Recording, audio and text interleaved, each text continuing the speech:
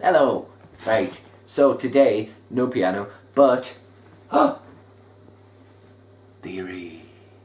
Because someone asked me after one of the videos about why am I just doing the white keys on the piano. So it was someone who'd watched an earlier video of the Love to Learn, and that was a very good question, why the white keys. So as you can see here, I've done a diagram, not a very good one, you'll have to pardon my lack of artistic skill.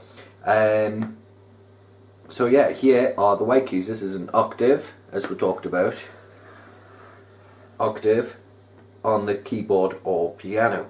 So as we went over previously, C, D, E, F, G, A, B, C, written very handily there on the white keys, and then I've numbered them as well. So 1, 2, 3, 4, 5, 6, 7, 8, etc.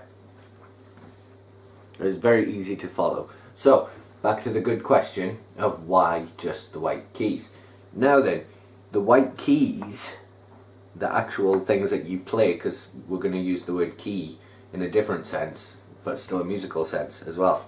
So all of the white keys are already in a key, and the key that they are in is the key of C, C major to be exact, but that might be a bit, well, a subject for a different video.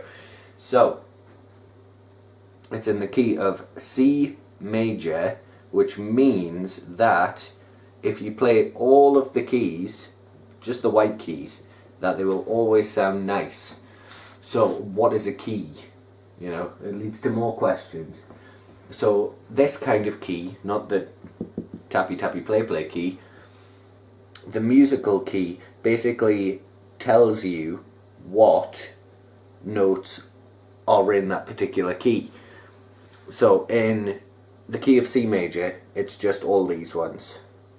C, D, E, F, G, A, B, C. I hope that is simple enough to follow. But then, what is the point of keys? So keys have a variety of different uses, but the main one that I can think of without being too overcomplicated is, for example, certain instruments are more difficult to play in a particular key. For example, a violin is tuned to be best played in the key of G major or minor because of how the strings are tuned. Or singers, for example, may find it easier to sing in a particular key yet again, and that's just their range and everything else. So that's why we're just focusing on the white keys, because you can literally just play any of them as long as you don't make a racket and you don't touch the black keys. Then yeah, basically that's it. The white keys are the easiest. For example, the C major scale, which I think we did in the first video as well, just tapping with one finger, going C, D, E, F, G, A, B, C. So that is called a scale. But what is a scale at the same time? Why are you throwing all of these words at me for? Which I totally understand. So a scale is putting it simply, is a group of notes played in a specific order for a specific rule. And I'm not sure if you can see, yeah you can. Just underneath there, that's just a load of gobbledygook. Maybe it is, maybe it isn't, who knows, we'll find out. But if you look, right, I put the names, the note names, the letter names of this in lowercase so as to not get confused with the T's and the S's, as you can see. We'll bring it closer. So what are the T's and S's? There's no T's and S's on a keyboard, Harry, what are you doing? Exactly.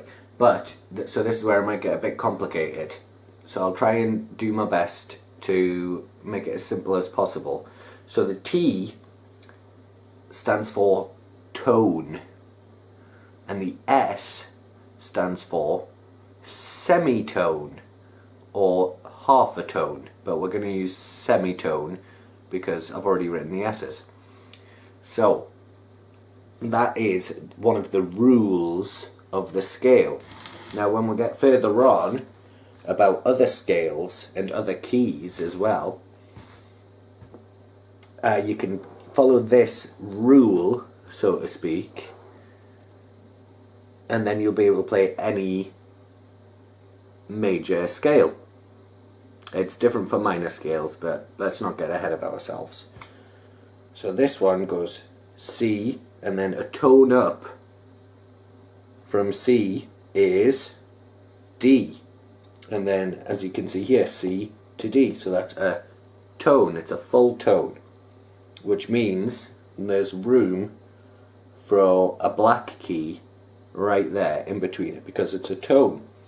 And then D to E, we have the same one again, we have the T, so that's a tone. So if we go back up to the keyboard, D to E, that is a full tone, and room enough for another black key in between.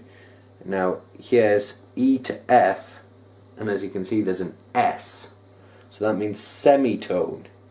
So E to F is a semitone. As you can see on the keyboard, E to F, there isn't enough room for a black key, so that is a semitone. Now going F to G with a T in the middle, so that's tone again, F to G, and enough room in the middle for a black key as well. It's the same with G to A. There's a tone between them, so we have room for a black key. A to B is the same, that's a tone. We have another black key in the middle because there's enough room because it's a tone. And then B to C and S because it is a semitone. So as you can see on the keyboard again, oh sorry, I'll move that down. As you can see on the keyboard, there is not enough room for a black key. So if you say, why am I just playing the white keys? That is effectively why. It's the best starting place for a beginner, especially if you're coming from scratch.